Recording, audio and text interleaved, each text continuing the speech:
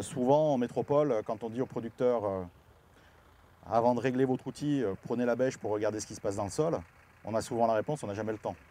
Donc on ne regarde pas. Sur un petit outil de 80 cm, sur 2 hectares, pas d'incidence.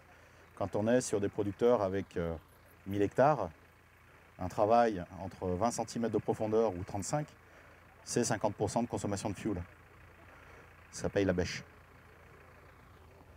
Voilà, donc ici on a fait un petit profil, pas très profond, dans l'itinéraire de la parcelle, depuis plusieurs années, donc outil rotatif.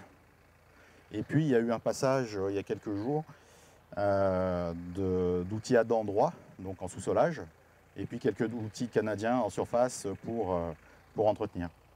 Donc quand je fais un petit peu le profil, je l'avais déjà fait l'année dernière ici, on retrouve, ici si vous vous approcherez vous verrez, on retrouve en fait la zone de travail de l'outil rotatif qui en fait a fait une semelle à 20 cm. Donc quand vous êtes sur une parcelle où vous avez une semelle à 20 cm, et ben, vous avez de l'eau qui ne descend pas en dessous, vous avez éventuellement des racines qui ne descendent pas en dessous, et ça se transforme en magasin quand on fait le tour, ben, bien souvent par des carottes qui sont fourchues au bout, parce qu'elles n'ont pas pu descendre. Et là, ce qui est vraiment intéressant à voir, c'est que sur un outil classique en sous-solage, on va travailler le sous-solage verticalement, mais jamais latéralement avec une sous-soleuse. La sous-soleuse, sur 3-4 dents, comme on a là-bas, on est capable de descendre très profond. Et on va soulever un peu le sol.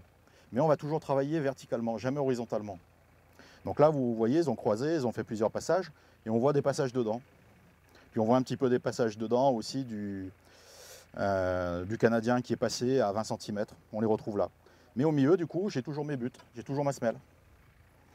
Donc qui dit semelle, eh ben, il dit qu'il faut réparer et puis essayer d'entretenir après régulièrement. Donc l'outil va pouvoir aussi se passer en composition avec des outils rotatifs. Mais il faut avoir à l'esprit que les outils rotatifs, ils ont été mis au point, notamment les Cultirato, pour avoir des belles zones de plantation et de semis quand le semis et la plantation sont mécanisés. L'inconvénient de ces outils rotatifs, c'est qu'ils font toujours des semelles.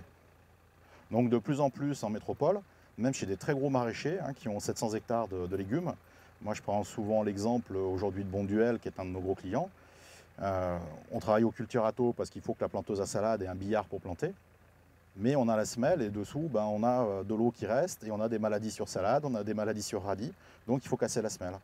Donc on a des producteurs aujourd'hui en légumes qui ont des grosses surfaces et qui ont des outils jusqu'à 5 mètres de large. Et donc ils incorporent l'outil Actisol là-dedans, dans la rotation avec le Cultirato. Donc on fait nos planches au Cultirato, on plante, et quand on démonte les planches, on passe l'Actisol en profondeur pour casser la semelle du culti. Donc, comme on a un tracteur qui est puissant, on va en profiter pour le faire travailler un peu creux.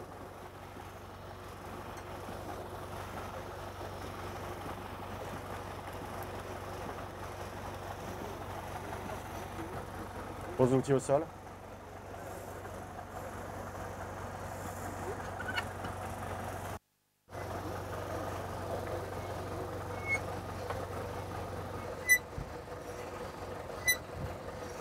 Voilà, pose-le. Alors je vais rendre le micro dans un moment à Gaël pour pouvoir regarder avec la bêche ce que ça a donné.